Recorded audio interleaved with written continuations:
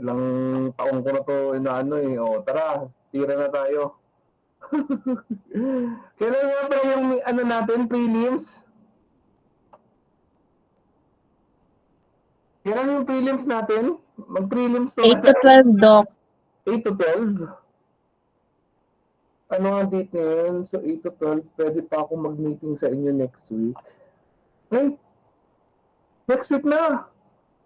Okay, sige. Opo, Doc. Next week na po. Perfect na po ba kami, Doc? Tignan natin. Anong gusto niyo? Mag-poll kayo. Di biro lang. Titignan natin, ha? Basta, tara na. Kapag lahat papalakpak, wala tayong prelim. Pag lahat 75 papalakpak. 1, 2, 3. Wala, kulang yung pumalakpak eh. Yung iba, ano eh. Guys, palakpak, guys. Palakpak. Dito tayo. Dami oh. Obo. O, tara na. Baka magpa-prelim ako, if ever lang, true or false lang. True or false, diba? Ang dali-dali na, true or false. O, sige, game tayo. Para ano? Para lang may pakitang ano lang, para may makita lang na nag-exam tayo, di ba? Good as nothing pa rin yun, di ba? True or false, di ba? Dali-dali na.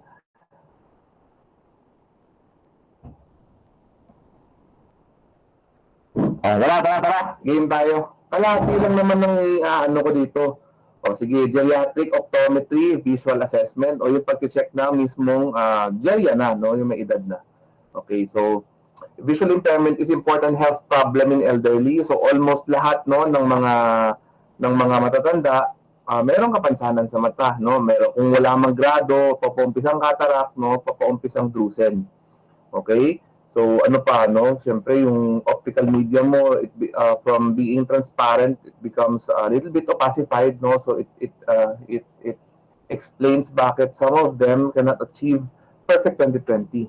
No? So with advancing age, normal visual function decreases and there is increase in ocular pathology, as I've said a while ago. No? Untreated visual disturbance lead to increased incidence of falls. No? So ito yung kailangan nating bantayan. So hindi namamatay yung matanda no dahil dahil lang sa kapansanan sa mata. It's because of the incidence of falls. Okay? Or yung pagkatisod no nahulog.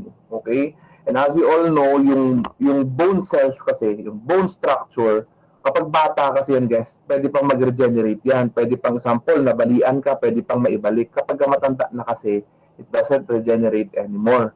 Okay? So, yan ang binabantayan actually, no, yung incidence of falls. And that's why even some do not need doble vista, yung iba binibigyan ng distance correction, no? In times na magta-travel for motility, no? Just to avoid no yung falls na ito o yung pagkatisod. Ano along with it, no? So visual disturbance could also cause depression. So some of them nakakakita, okay?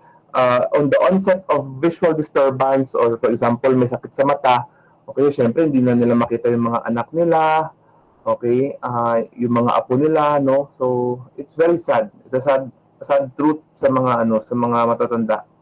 And also some of them, no, very strong yung personality. Okay, meron akong patient before no sa low vision. So very strong yung personality ng matandang babaeng ito. Kumbaga mataas yung posisyon na sa corporate, sa company. Okay, so isa sa mga kumbaga habits niya is to look at the person no eye to eye, 'di ba?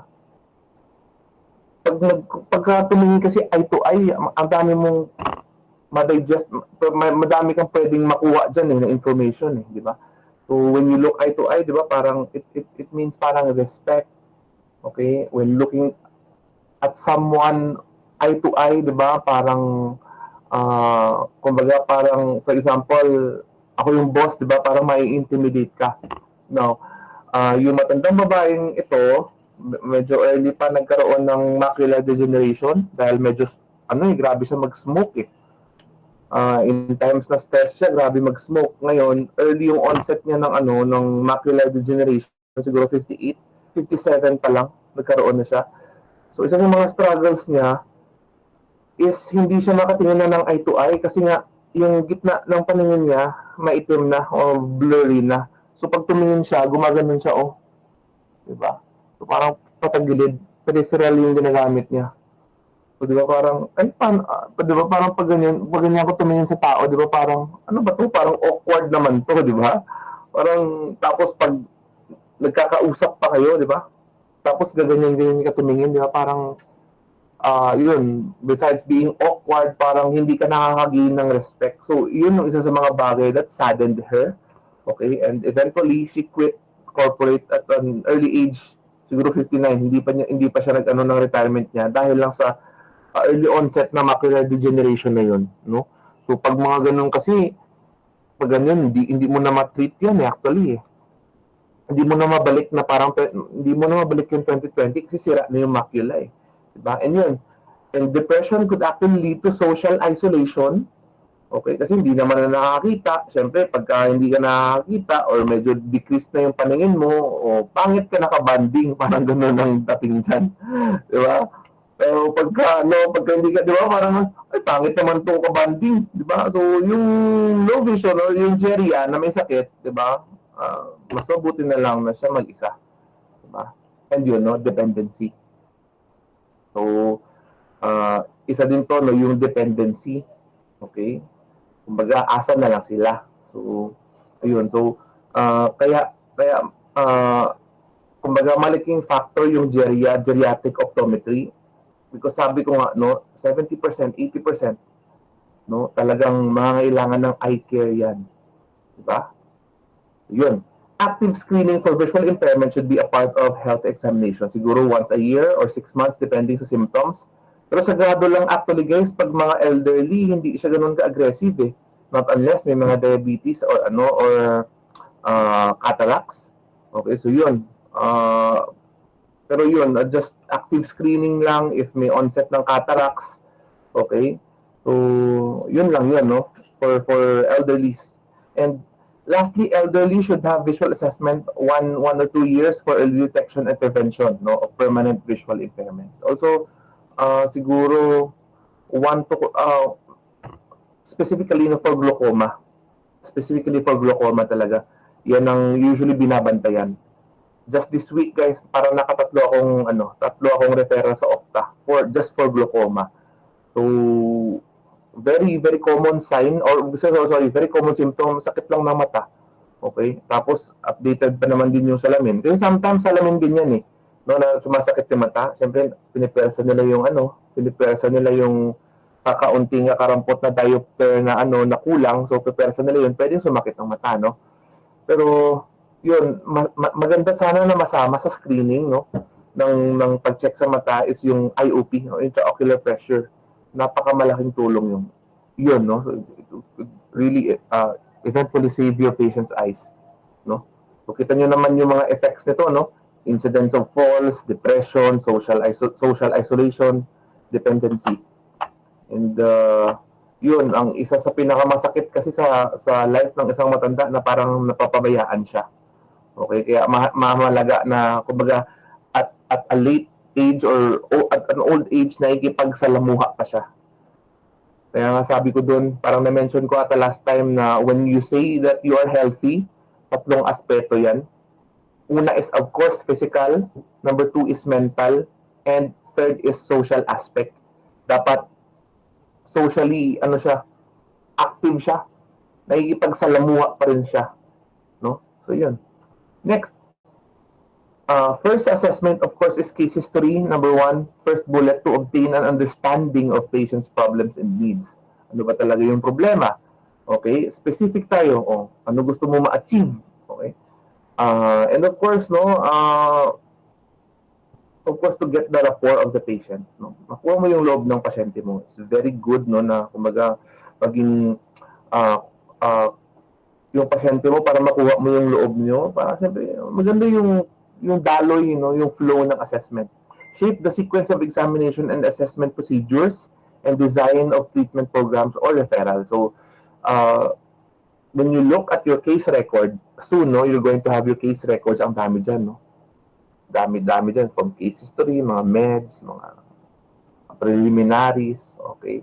So, mga foro, mga kera. So, pag mga matatanda kasi guys, syempre, hindi yan pwede na parang o hindi na nila kayang tayo upo at magpa-ikot-ikot sa iba-ibang machines. So, pipiliin mo lang talaga. Kumbaga, limitado na din yung iti-check mo kung ano na lang yung importante. Okay? Because some of them or most of them have skeletal or muscular issues. Okay? Kumbaga, they're also willing to wait, pero as much as possible, make it quick na efficient. Okay? So, yung mga foro na yan, I think it's less significant na yan. Some preliminary exams mo, parang pili na lang. And yun. And of course, referral. So, ang geriatric optometry, it's a multidisciplinary approach. So, you're an optometrist, hindi lang doon nag-end yung assessment mo. So, refer mo siya. So, if you feel that your patient is parang mentally challenged or parang may psychological issues, refer to a counselor or a psychiatrist. Kumbaga, parang you've detected something na may kinalaman sa kidneys or you could see yan yung mga arcosinilis, you could refer the general practitioner, for general laboratory, yung mga general labs, So that would be very helpful. And yun, recommendations and advices. So in my practice sa mga matatanda, malaking factor yung advice. It really helps a lot. It really helps a lot for you to earn bigger. Yeah. Mga matatanda kasi they want advices, And of course, with that, you gain your rapport. Kuha mo yung loob nila. And maano sila, kausapin, gusto nila na mahabang pag-uusap talaga. And of course, not just the eyes, but regarding health. And then yun na yung time na mag-introduce kayo ng yung mga salamin, okay? Yung mga photochromic ninyo, yan. Bibili nila yan pagka mahaba-haba yung mga usapan ninyo. Next is case history. After ayun, sorry. Ito pala yung components ng case history. Of course, interview to get the rapport of the patient. Anong problema sa mata, medical history, Ano yung mga, dyan, meron ka bang arthritis, o merong scoliosis, merong hindi mapigilan yung pag-ihi, mga bladder control, lahat, dapat mo ungkatin yan, okay? So, drug history, may history ba ng taking drugs, yung recreational drugs, may time ba na or till now may mga drugs ka ba na iniinom na may mga steroids, yung mga ganon. So, very helpful. Or ilang drugs ang iniinom, ilang gamot ang iniinom. Okay. If you could specify kung pang diabetes ba ito or pang high blood, di ba? Yun, alcohol, okay? Alcohol intake, okay? Of course, malaking factor sa optic nerve health, yung when the person is really into alcohol. Smoking, of course, it would explain why the eyes are dry, cataracts, macular degeneration, so early onset yan kapag heavy smoker yung pasyente. And recreational drug use history. Okay, so ewan ko paano mahirap naman natatanungin yan, yung ay tatay, nagko-cocaine ka ba, anyhow. So, yun ang mahalaga, Alcohol, smoking, yun ang pwede yung i-digest. Okay? Nutrition history. Okay? It would actually follow kapag kami yung mga kinakain na yung mga kinakain na masama, yung mga mahilig sa matatamis. Usually, yung mga nagsasabi niyan, yung kasama nila, yung anak nila, o yung kasambahay nila. Mahilig yan si tatay sa ganito, ice cream, ganon. Okay? And sa nutrition history, samahan mo na din ng advice, Mental health history. Okay, usually, the companion would actually tell you, na may parang ganun siyang issues, may depression, ganun. Okay? And social history, there are some elderlies that still work. Okay? maybe manage their business and stuff, no? Functional would also mean traveling if the patient can still travel, na siya lang mag-isa, no? Motility, okay? And yun. So yun, malaga to sa case history ha. Just take pictures lang. Ocular health examinations, examination of the eyelids, conjunctiva, cornea, anterior chamber, iris, and lens. No, requires more attention in older patients because of the relatively high prevalence of aging changes affecting these tissues. Okay? So, ito kasi ang ano kasi dito, you wouldn't appreciate, no, yung makita mo yung mga uncommon signs sa slit lamp, no, kapag hindi ka nasanay na tumingin sa normal. Okay? So usually ang prerequisite nito, dapat marami kang mga pasyenteng makitang yung mga bata pa, no. So pag mag-shift ka na sa pagsislit lamp ng matanda, ang dami-dami mo makikita. Yung mga, ayaw ko, nakita na kayo ng mga crocodile shangreen, mga ganon. Conjunctivochalasis, mga ganon. Trichiasis, okay? Yung mga papillae na papillae sa palpebral conjunctiva. How would you know if it's pinguecula or scleritis? So dapat masanay muna kayo, no? So, 4th year kayo, lagi lang kayo mag-practice, tingin-tingin lang kayo sa mga tingin-tingin lang kayo sa slit lamp ng mga, huwag niyo madaliin to, guys. You will appreciate it, no? Isa sa mga love ko na gawin, because Doc Gas is, sabi ko nga, hindi ako bookish na tao. I am more of parang pag mag-learn ako, hindi ko na siya makalimutan pag nakita ko siya, alam mo yun. So, hate ko yung puro mga basa-basa lang. Asawa ko kasi, guys, a lawyer eh. So, boring yun. Puro words lang. Parang wala. Parang mga 3 sentence makakatulog na ako. So, I'm like a guy na more of pictures. So, I learn through experiences and pictures, and you would really appreciate yung mata ng isang matanda. Okay? Kapag nag-practice kayo na mag-slit lamp sa mga bata muna, busisiin nyo mabuti. Wag nyong madaliin yung pagsislit lamp ng mga bata. Okay? Kasi para pag tumingin na kayo ng slit lamp sa matanda, ay alam ko, ito parang naluluha to, nanay, no? Naluluha, no? Di ba madalas po kayo magluha, no? Tapos pag may nakita kong nakausli na na eyelashes din. Oy, nanay, parang minsan parang may kumakati sa mata niya, no? Bibilib na lang yung pasyente ninyo. Ay, Dok, paano mo nalaman? Yan, yung mga ganyan. Yung mga medyo pabilib nyo sa mga pasyente ninyo. Okay, or ayun, alam mo na parang naoperahan. Okay, pag sinabi kasang laser sa mata, may laser kasi na, di ba, alam naman natin, cataract surgery, hindi naman laser yon. It's more of vacuum. Sinasap, no, ina-absorb yung cataract na namuo. So, pero sa common, parang layman's kasi, laser kasi, it may mean yon, cataract. Number 2, laser sa glaucoma. Okay, yung laser, nililaser actually yung yung iris. Okay, binubutasan yan para gumanda yung daloy ng tubig. Kasi ang problema kasi niyan, pag sa glaucoma, di ba, parang masikip yung daluyan ng tubig sa loob ng mata eh. So, ngayon, tawag ito, susunugin, parang lalagyan ng butas yung iris, ang tawag mo dyan, iridotomy, para gumanda yung daloy, no? Para hindi tumaas yung presyon. Okay? So, yun, pwede din yun, no? Dahil sa glaucoma, pwede din laser dahil sa LASIK, okay? May mga nagpapaganyan. Tapos, laser din para sa diabetes o sa macular degeneration. So, yun, okay? Mga ninyo, pwede ninyong i-apply, no? Kapag when you're looking at the eyes of the elderly. Okay? So yung mga ganyan kasi mga slit lamp, natutulang din naman ako yan sa mga oftal eh. Madalas kasi ako magtambay dati sa eye center. Walang bayad, no? Tingin-tingin lang. Okay. Next, inspection of the interior of the eye can be more difficult than in younger patients because of small pupils and lack of media clarity. Of course, sabi ko kanina, the optical media becomes a little bit opacified, no? The aqueous, even the vitreous, ang hirap niya minsan tignan.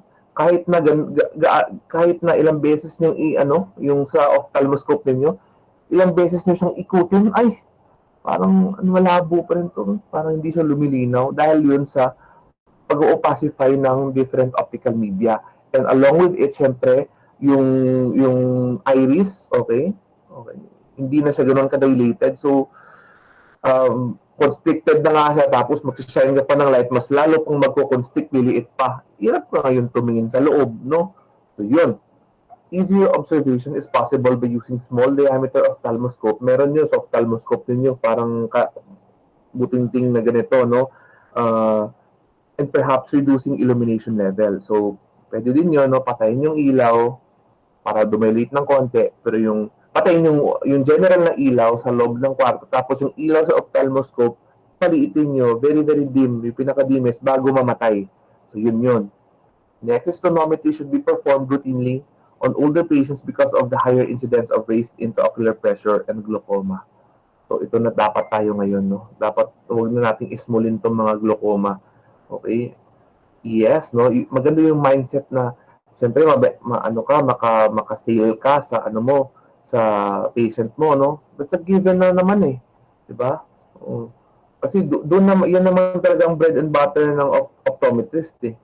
Diba? So, walang problema doon. Pero isipin din natin guys yung mga matatanda natin. Okay? Mainam na na ma-prevent sila ng maaga, no, sa glaucoma kaysa sa, di ba, kaysa sa mawala yung vision nila permanently. So, kaya, no, in some practices, pupil dilation is performed to increase the size of the pupil during an eye exam so that full examination in posterior chamber can be done. Okay? So, enables grading cataract also. Okay? So, malaman mo if grade 1, grade 2, grade 3, okay, grade 4, makapal na yung cataract. So, malalaman mo yung maturity. So, it starts first with a brunescent one, no? Nagiging parang brownish or yellow siya.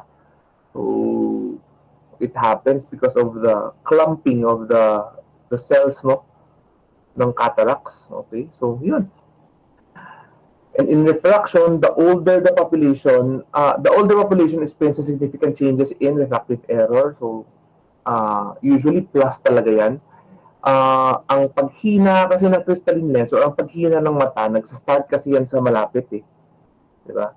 Kasi tandaan natin guys, diba, yung mechanism, no, ng mata, diba? Ng muscles ng mata at saka yung lens ng mata, pag nasa malayo yan, nagre-relax. Pag nasa malapit, nagpe-persa. Diba? So, may little accommodation din sa malayo, pero grabe yung accommodation sa near. Okay? So, dahil nga sa pag-edad, hindi na kayang mamuwersa, hindi na kayang magpuwersa ng mata sa malapit. So, eventually, mas lumalaki yung kailangan na dioptric requirement, no? Okay, so una muna 100 lang yan, tapos 200, tapos 300 na. Ate Jack ko. Kaya lang pipicturean ko lang, may meeting ako.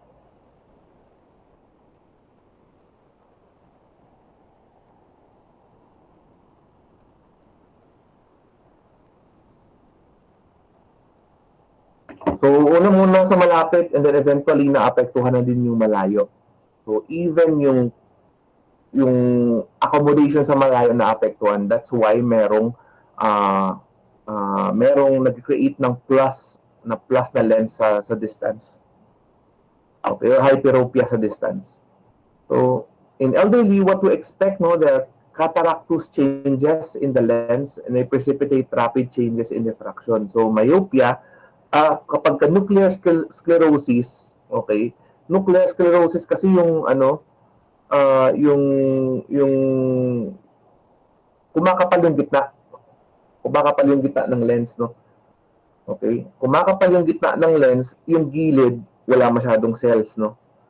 So, para siyang plus lens actually. Diba, pag plus lens, mataba yung gitna. Okay, mataba yung gitna, yung gilid wala masyado, manipis. Kaya yung mga pasyenteng may nuclear sclerosis o nuclear cataract, nakakita sa malapit. Make sense, di ba? Okay? You call that myopic shift.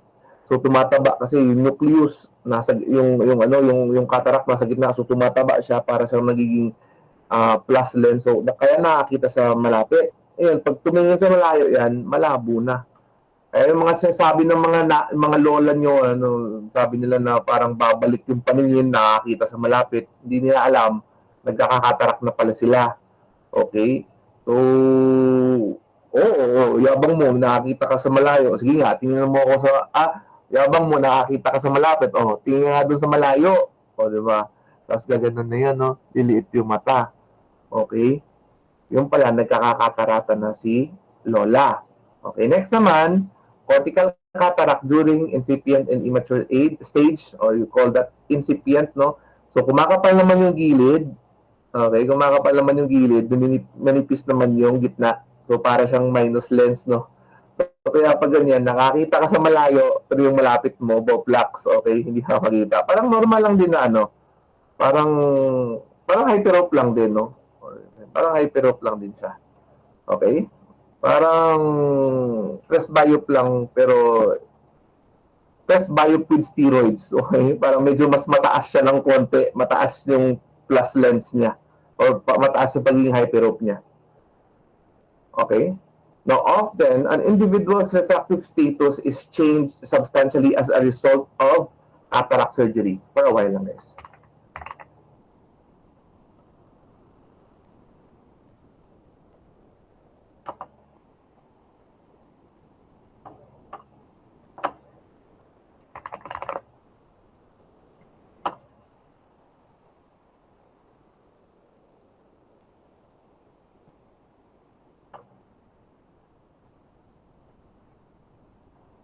Wait lang ha. Pupunta daw ako dun sa September 25. O baka magkita-kita tayo.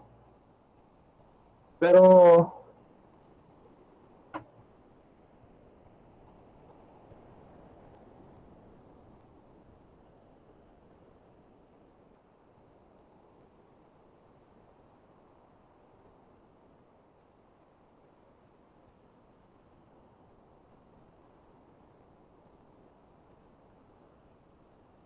burst. Okay, wait lang. Saan na ba ako kanina? Nawala na ako. Okay. So often, an individual's refractive status is changed substantially as a result of cataract surgery. Okay? So patients with unstable blood glucose levels require referral as well as patient education on expected spectacle lens changes until their glucose levels are stabilized. Okay? Again, mabasahin ko, nawala na ako sa isip ko. Often, an individual's refractive status is changed substantially as a result of cataract surgery. So, yun guys, no? So, sa cataract surgery kasi actually, dapat natanggal yung crystalline lens dyan. Tapos, naglalagay ng artificial na. Siguro 80% naman nagiging plano or emmetrope, no? But there are still instances na syempre ginagalaw kasi yung mata eh. So especially the cornea part kasi binubutasan yung cornea dyan sa gilid eh. 3 and 9 o'clock binubutasan yan eh. So pwedeng nare-reshape yung cornea, no? So eventually in most cases, no, nagkakaroon pa rin ng astigmatism. The patient, if the patient wants really clear vision, the patient still could get, no, or opt to have glasses. Okay? Kahit walang glasses, functional, pero need pa rin, kung gusto na talaga niyo na talagang adequate, saka malinaw na malinaw, okay, glasses pa rin siya. And of course, depende sa lens din na ilalagay because there are also what we call multifocal lenses, no, na ilalagay. So, kapag ganun, pag distance, malinaw. Pag malapit, malinaw na din. No? Sa mga na-opera ng cataract. Pero mahal kasi yun. Usually, ang binibigay sa mga na-cataract surgery, isang ang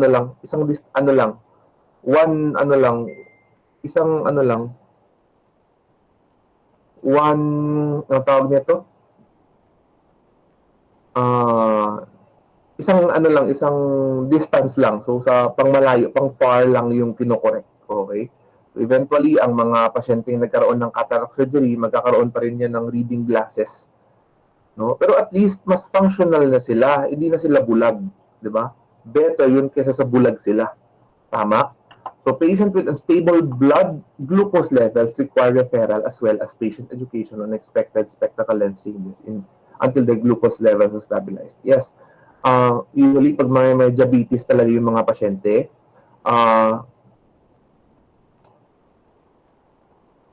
may mga pasyente akong like tumaas yung sugar nila, normal kasi is 5 to 6 lang na result sa sugar. Nagkakaroon ng 10 or 12 or 15 ganoon kataas.